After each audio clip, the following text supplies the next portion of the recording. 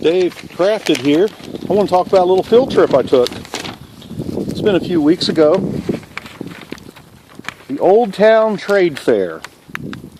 Saw this flyer, I think when we were at breakfast, March the 7th, 9 to 5, and Sunday.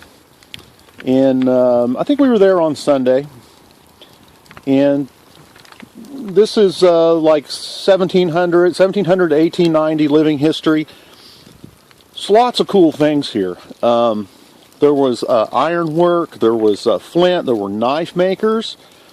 I got to meet Jeff White, who was there, who's a Indiana knife maker. I own one of his knives. Very cool. Wasn't expecting that. There were sewing supplies, all kinds of fabrics, tenders, leather. Several people selling leather. These things are cool. When you get a chance to go to one of these things, I mean, anything that's like 18th century long hunter, anything that's living history stuff, colonial stuff, you should go. The supplies that they sell there to people in that hobby have a lot of application in the bushcraft world. And I hope to go to that next year and maybe find another one to go to. Okay, so I haven't looked in these bags since I've been there, but let's go over what I got. Piece of flint, another piece of flint, and nothing else in that bag. I don't remember what I paid for these, but it wasn't much.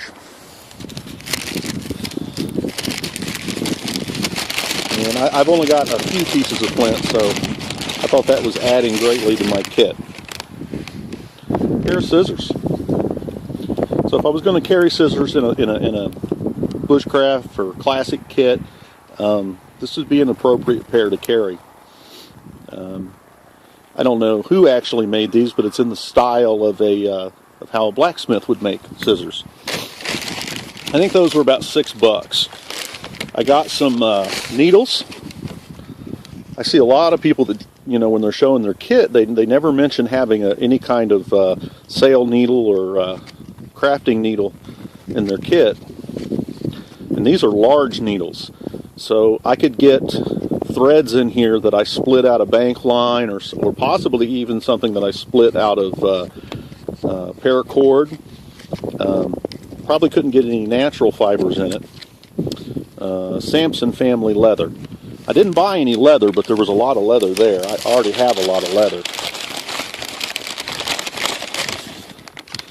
Okay, here is a set of snips. These are small enough to get in a survival tin.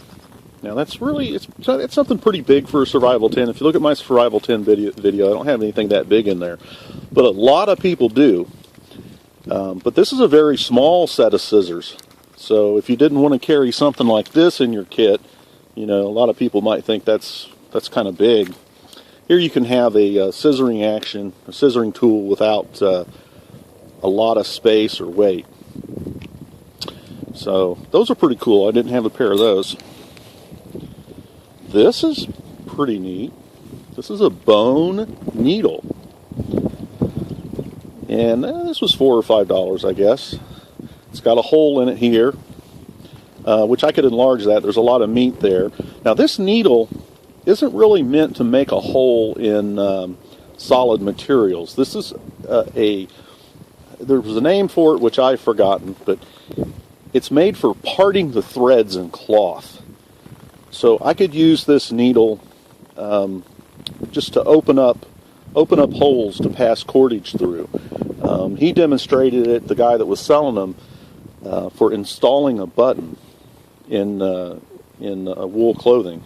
I could use this to make a net because I can open up the strands of different types of rope and string and pull other stuff through it. So this would be a very non-injuring, non-cutting needle.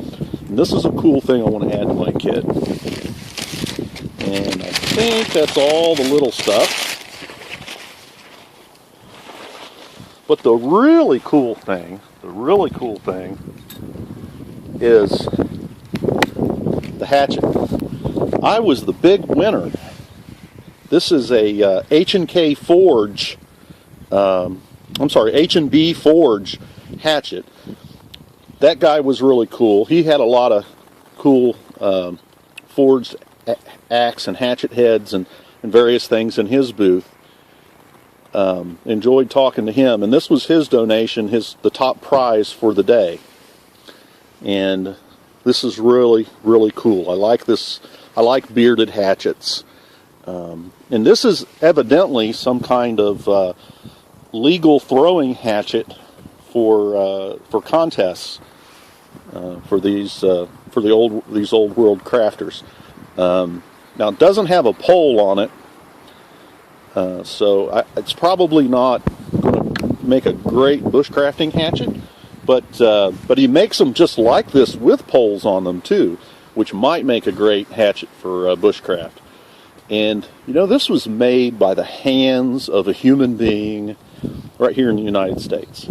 This wasn't made by little girls in China. This has got real American blood and sweat in it.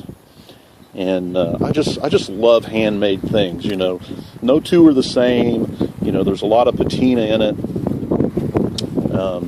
It's just really cool. I mean, how often do you go to an event and come away the big winner? And to get something that you really want and that you can use in your hobby. So, just wanted to share some doodads and goodies that I've found for my kit, and encourage you to look for some of these events where you can find suppliers of a lot of things that are connected to our bushcrafting activity.